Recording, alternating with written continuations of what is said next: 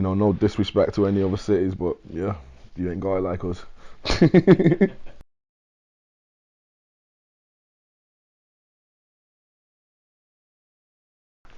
um, I'm known by a few names, but the one that I should tell you about is DRS, aka Del Rockski. Um, I'm an MC, artist from Manchester.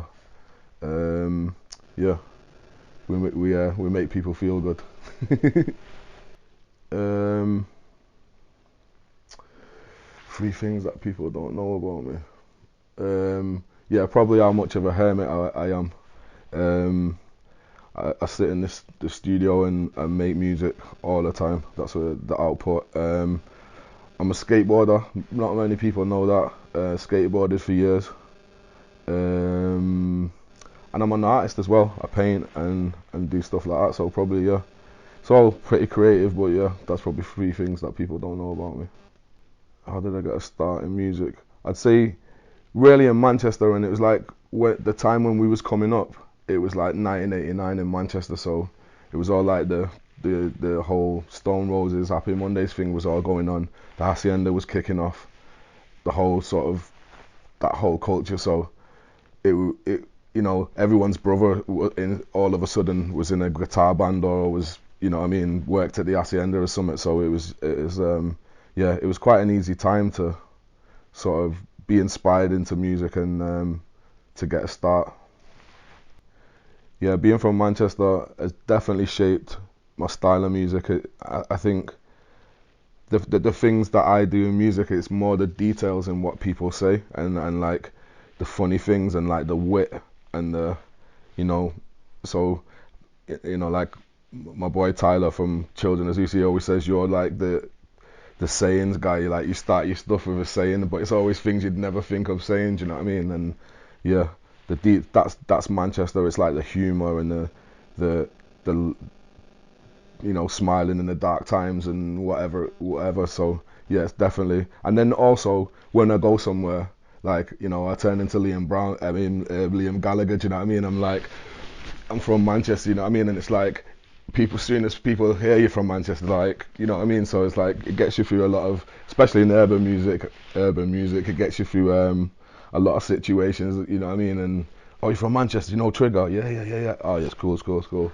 You know what I mean? Them ones. So yeah, Manchester, we love you, and yeah, you shaped how we walk out of town. It was all like under 18s, like hippos in Middleton, the old hippodrome in Middleton. Yeah, places like that. The Ritz used to do a Monday night under 18s or something, and it was like you'd go there and they'd play a load of guitar bands, and then like for 10 minutes they'd play like House of Pain, Jump Around, and like just a couple of tunes, but that's all we had. And then some student nights started popping up in the 90s, like Subtub, and they were like, students from out of town who just got the student loan and was just like, right, I'm gonna book like J. Rue the Damager or something, and like we was the only local people, so we ended up supporting them, and then that's kind of how Broken English came along. But yeah, so there wasn't much going on, so we was either at home like looping tapes and trying to make music, or yeah, under 18s raves and that. Yeah, I'd like to forget the first time I played live, but I can't remember it. It didn't go very well. I can remember just getting up there and like starting to do what I'd written, and then it just left me. Do you know what I mean? And it was just a bit of a like, yeah, sweet, I'll get off. You know what I mean? Um, but yeah, I think it's like anything. It's good to fall on your face, and then you start from the bottom and you realize, what do I do when there's no music? I've got to talk to people. So, or and that's the goal, because you can be the best musician, and then when the music stops and you don't say anything, you lose people. Do you know what I mean? Or yeah, so yeah, I reckon that's something. Yeah, it's the project. The Blue Hours definitely been a few years in the making. Um, Marcus Intellect, who passed away. Um, I was on his label for many years, Solar, and we had a night in Manchester, Solution, and like Luke was kind of like a young guy that Marcus was bringing through, because that was kind of his thing. He'd find people and like he could see the good in them and get them to where they needed to be, kind of vibe. And yeah, he said I was doing my first album, sorry, my second album, and Luke, LSB, he gave me 2 beats, and it was like the first beat was the View beat, what I did with Tyler Daly, and the second was Missing You, which was on his album as well. So me and Tyler, just in the same night, we did them 2 tunes, sent him the beat, and then the View ended up being like both of our biggest tune. Yeah. And then Missing You was like a big tune off his album too, so it kind of set it up. And then as we've been touring the world for also the past 5 years, so just like messing around in hotel rooms and there, and over the years it's accumulated into an album. So yeah, it's been a pretty natural process. Yeah, From the Deep, it kind of came around. I seen what Pitch was doing, and I was kind of in my mind, like, I was a bit bored of drum and bass at that time. I was just like, you know, it's no hustle when I can just like, get a beat off anybody, and it wasn't as exciting. So I seen what Pitch was doing, and like I was getting excited about Children of Zeus and and people like that. And then also I was getting to a point in my life where like I said, Marcus had died, and a few other things, life sort of lessons had happened, and it was like I had all this stuff to get off my chest, and I was thinking, I can't, over the tempo of drum and bass, I can't really get all this information out, or it's going to be it's going to sound mad. So like I say, all them things were going on, and then Pitch, I see Pitch, I was just like, oh, sends a couple beats. He sent me them, and like the vibe I got from him, and like literally about 2 hours I sent him 2 of them tunes back, and he was like, oh, right, I'm going to start writing a few more. And then before we knew it, literally in 2 weeks we had about 15 tunes, and then we whittled it down and changed a couple, and then he wanted a tune for his album on High Focus, so we had a last minute little change. But yeah, that's pretty much how it came together. Yeah. I think the highlight of my career so far is getting to the point where I can have my own label, and just like, waking up tomorrow and like, right, them 10 tunes off there I'm gonna put out as whatever, and no one's there to question me. Like my partner Dan, like, we've got the relationship where we believe in each other's judgment. If he tells me no, then I won't do it. Do you know what I mean? Like, but more time we're on the same page. So yeah, I think just having the freedom to, like I say, do From the Deep, which is a hip hop album, all out of the blue.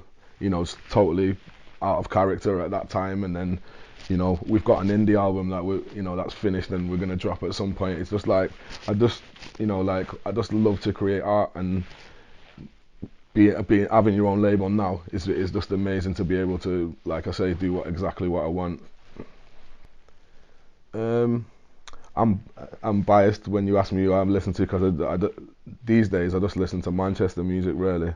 If it's not a classic album, I'm listening to, I've been caning Sleeps' album. I love HMD. Like I was talking about H before. I love what H is doing. Children of Zeus, obviously, KSR. There's like, what I mean? It's unfair to even start naming a list because there's so many people. Levels, Chimpo, Skittles, Dub Physics, Strategy. Like the list, can go on forever. But like, yeah, just anyone in Manchester who's just like being themselves and just putting out art and repping the city and just pushing the boundaries, and then I'm backing it.